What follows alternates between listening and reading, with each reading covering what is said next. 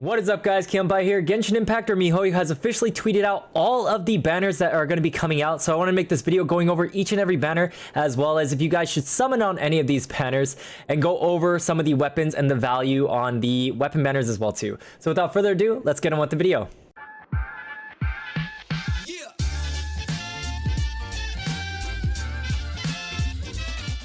To start off, we're going to go over the character banners. As usual with the Albedo and the Eula banners, the 4 stars are going to be the same on the first 2 banners. The first 2 banners are going to be a Shenhe banner as well as a Xiao banner. And you can see here, Shenhe's 4 stars are going to be Yunjin, Ningguang, and Chongyun, as well as Xiao's 4 stars are Yunjin, Ningguang, Chongyun as well too. The 5 stars are obviously the respective 5-star characters on their banners. And remember, there are going to be 2 banners running at the same exact time for character banners, and their pities are going to be shared. And in case you are unfamiliar with what it means to have shared pity, is that if you do like, let's say 50 summons on the Shenhe banner and you go over to the Xiao banner, you will still have that 50 pity. If your pity ends up breaking with the 5-star, your other banner pity will technically also break too. Just think of it kind of as the character banners having their pity, as well as weapon banners having their pity, standard banner having his pity, and just 2 character banners are running at the exact same time. So if you have a guarantee on one banner, it's technically gonna be a guarantee on the other banner still anyways. So if you guys are unfamiliar with what Shenhe does, you guys can check out my other video on her, but a quick breakdown is essentially Shenhe is a cryo polearm that is going to be a cryo physical support in a way, but she could possibly be a main DPS in a way as well too. I'll be trying her as a main DPS, but she will increase cryo damage with her elemental skill and then reduce cryo and physical resistance with her burst skill, and she can also increase elemental skill burst damage as well as normal charge plunge attacks. Yunjin is going to be considered a geopolearm that increases normal attack damage. That's really weird how she's using Dragon Bane when Dragon Bane in this is an EM bonus, which doesn't really help geo characters. That's very interesting. But if you guys are looking to play normal attack damage dealers, she could be pretty cool with her. Something like Noelle, or personally I'm going to be trying some fun comps like Zhongli Fizz DPS, which used to be pretty popular back in the day. But with Yunjin coming around, maybe it'll be good again. Now, because I'm part of the official miHoYo content creator program, and I don't know if they've officially released Shenhe and Yunjin's constellations, which I don't believe they have, I can't really talk about them, but I can talk about Ningguang and Chongyun as well about their constellations, as if you guys should summon them for them or not.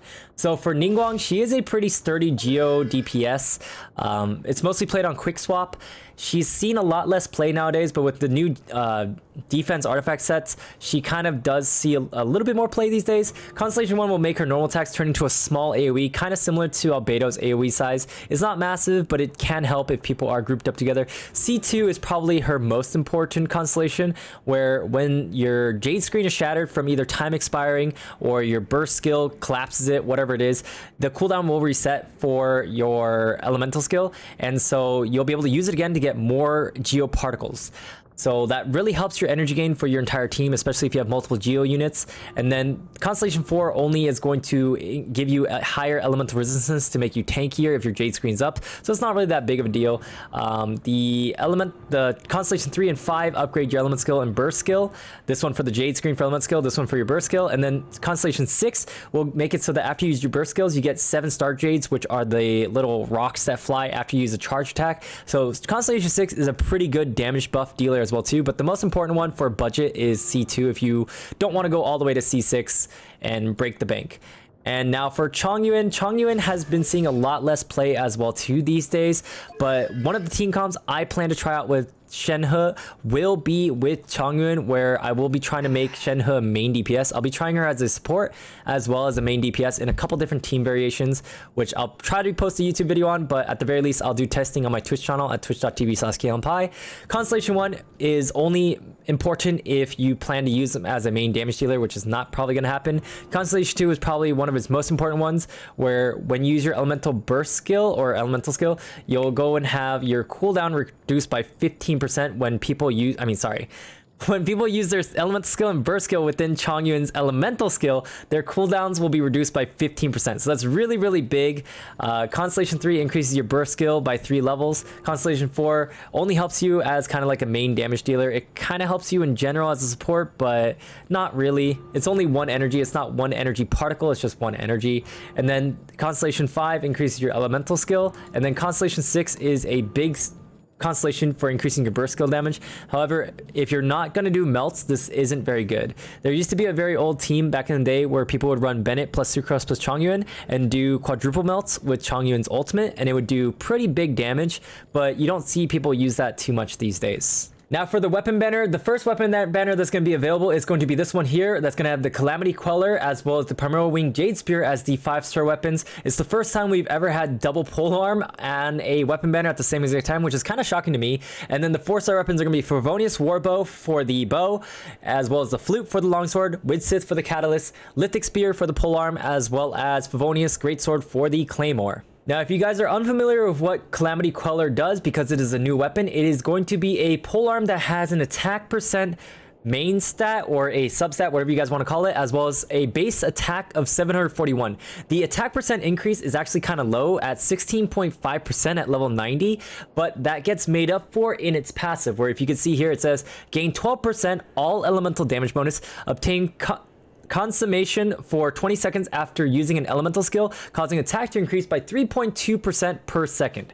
This attack increase has a maximum of 6 stacks. When the character equipped with this weapon is not on the field, consummation attack percent is increased, attack increase is doubled. And remember, this is for refinement 1 only, so as you refine it higher, the percentages will increase for the all elemental damage bonus as well as the attack percent increase. So overall, after 6 seconds of time after using an element skill, your attack will be increased by 18 or 19.2%, and if you are off field, that'll be a 38.4% increase.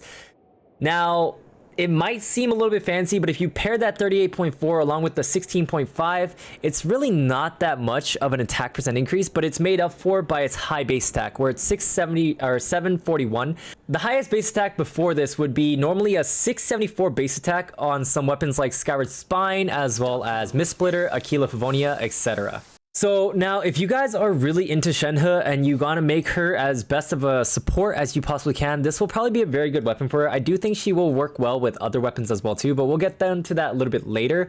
As for if you can use this spear on other people, I don't really think it's going to be a great option. It's going to be kind of like a Wolf Gravestone situation, where Wolf's Gravestone has that attack percent as well as the base attack going on for it, as well as attack percent in its effect bonus as well too. And you guys should know, if you guys are familiar with Genshin Impact, how much flack Wolf's Gravestone gets as a weapon about how not good it is.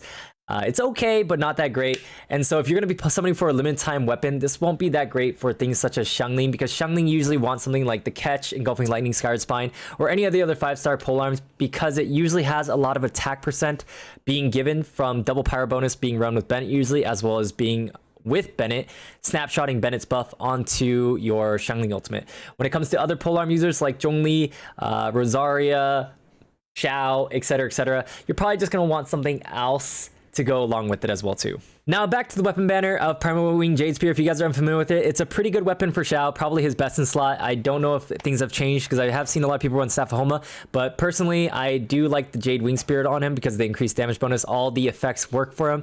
Now with other people, it's not that great, but it is a viable weapon on Raiden Shogun. It is a viable weapon on Xiangling, some of the more popular ones. It's even viable on Zhongli as well too for some bigger meteors.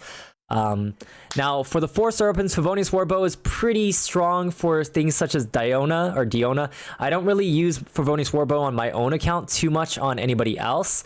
Venti prefers things like Stringless Warbow, but you can, Venti prefers things like Stringless, but you can use things like Favonius Warbow on Venti or anybody who does need energy for your support bow users. I wouldn't really use Favonius Warbow on a main DPS, obviously. Flute doesn't really see a whole lot of action, so I'm not really going to talk about that. Widsith as well too has been seeing a lot less action because Mona, who is probably the biggest user of it, has been mostly ferried onto a freeze comp, and in freeze, Mona's best weapons are something like Favonius Codex, Thrilling Tales of Dragon Slayer, or even sometimes Prototype Amber if you need a healer. If you need Mona to be a healer. Now, Lithic Spear is a pretty good weapon. If you guys are unfamiliar with what the Lithic weapons do, they increase your stats such as crit by the more Liyue party members you have in the team. So this could definitely be a good weapon for Shenhe. I believe the main stat is also attack. I'll bring up the page sheet in a little bit.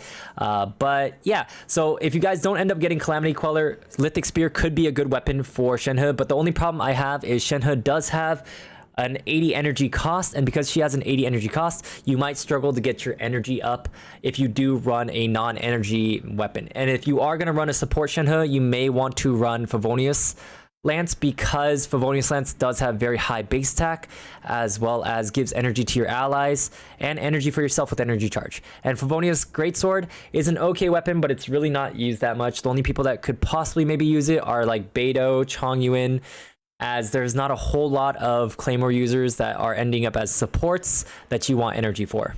So if you guys see here, this is Lithic Spear, where the passive is going to be for every character in the party who hails from Liyue, the character who equips this weapon gains a 7% attack increase and a 3% crit rate increase. This effect can stack up to 4 times for 4 party members. And so if you look here all the way at the end at level 90, you'll have 565 base attack and 27.6 attack percent increase. And bear in mind that effect that I talked about earlier is for R1. The more refinements you get, the better this weapon will be. So if you guys go hard on this banner and you get a very good Lithic, but you don't end up getting the Calamity Queller, this will be a good option to do if you just want that big attack bonus. Because this video is getting a little bit long, I'm not going to go into full detail about these other banners that are going to be happening on the second part of 2.4. I will be creating a separate video for the banners as if you guys should summon for them or not. And the other banners are going to be Ganyu and Zhongli for the characters after Xiao and Shenhe banners end. And the 4 stars are going to be Xingqiu, Beidou, and Yinfei. The weapon banners are going to be a Amos bow as well as Vortex Vanquisher for the 5-star weapons. And the 4-star weapons are going to end up being Sacrificial Bow, Favonius Sword, Favonius Codex, Dragon's Bane, and Lithic Claymore. And so with the quick breakdown, Ganyu is a very good bow DPS, but if you're on mobile, there's a lot of people who don't like playing Ganyu's playstyle on their phone. On PC, it's okay, but it is very punishing if you do miss a lot of arrows. But if you guys play freeze build, she's still very strong. I think Ayaka kind of performs a little bit better, or at least more consistently with majority of players, because a lot of players have trouble aiming. But she is still a very good character. If you guys like her, definitely consider saving up for her. Melt is still very strong and viable too, especially with a lot of monsters not being able to be frozen these days, especially in the Abyss. Xingqiu is a top tier Hydro support, very often used in a lot of team comps, so he's definitely somebody you're going to want to pick up and maybe get some consolation for. Beidou at C2 is extremely strong as well too, as an off-field damage dealer, but her team comps can be a little bit iffy these days, but there are definitely strong comp positions for her. Yinfei is kind of like a 4-star Klee, sorry if you guys really like Yinfei, but she's still very, very strong. In my testing, she's done almost the same amount of damage as Klee in some scenarios, if not better in other scenarios as well too. But a lot of people have been using her as Tank Fae, as people would like to call her, at Constellation 4, where she ends up being a shielder based on her max HP at that point. And Zhongli, if you guys don't know, Zhongli is considered one of the greatest characters in Genshin Impact because he makes the game very simple with his very strong shields as well as resistance down. And his Meatball Meteor can do a decent bit of damage as well too. Now, the weapon banner, Amos Bow, is a great weapon for Ganyu, but outside of Ganyu, it's not really used. It can be used as a stat stick for other characters, but there's a lot of other limited time bows that are better for main DPS and support bow users as well too. Vortex Vanquisher is considered maybe the most forgotten 5-star limited weapon because it's not very good. It's not even Zhongli's best in slot. Staff of Homa is technically Zhongli's best in slot, but I guess they just didn't want to rerun it again. Sacrificial Bow is good, but mostly only at high refinements, and I only really use Sacrificial Bow on Diona at refinement 5. Favonius Sword is an okay sword to be able to use for energy for yourself as for your allies. Favonius Codex, I think, is a really, really good weapon. It can be used on Sucrose for a freeze build if you don't have Venti or Kazuha, and it can be used on Mona as well too. Dragon's Bane is a good weapon alternative for Hu Tao if you guys don't have Homa, as well as it can kind of be used on Xiangling, but Xiangling prefers kind of these days with Emblem of Sever Fate, she kind of prefers Waybreaker Finn, the Catch, and Skyward Spine, as well as some of the other 5-star weapons. Lithic Claymore is kind of iffy. I'm not going to go into that one because that's kind of a meh weapon. And lastly for this video, I kind of just want to remind you guys of when the events are going to start, because I know a lot of people are expecting all these summons to come in so that you guys can summon for your favorite characters as well as the free 4-star character and all that kind of stuff. Just bear in mind the login event is going to last for 7 days, and you have to log in for 7 days within this time period, and know that it's going to start on January 25th. This is going to be well into the new banners, and it's probably going to bleed more so into the Ganyu Zhongli banner, and it might be over, probably will be over by the time Shenhe and Xiao banner are active, so you won't be able to have these summons for that point, and you'll have to log in during this like 2-ish week period for 7 days to get these rewards. And for the free 4-star character, it's also going to start January 25th as well too, so you're only going to be able to pick one at that point as well. So if you guys don't get Yunjin during the Shenhe Xiao banner, don't worry, you'll be able to pick her up during the event, or you guys can pick up a constellation for any of these one characters as well too. The other summons that you guys see here will start February 9th as well too, so it's pretty late. I really wish MiHoYo would have given these summons earlier, but it is what it is. So hopefully you guys saved up well and are able to get lucky on your guys' summons. But make sure you guys leave a like, comment down below what you guys plan to do about these banners and what you guys think about these banners. Make sure you guys subscribe for more Genshin Impact content, especially if you guys are looking for Shenhe or 2.4 content.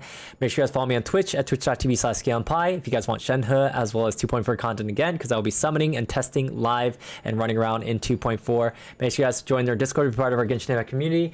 Make sure you guys follow me on Twitter, TikTok, and Instagram for more content. And thanks again for watching. I'll catch you guys next time. Peace.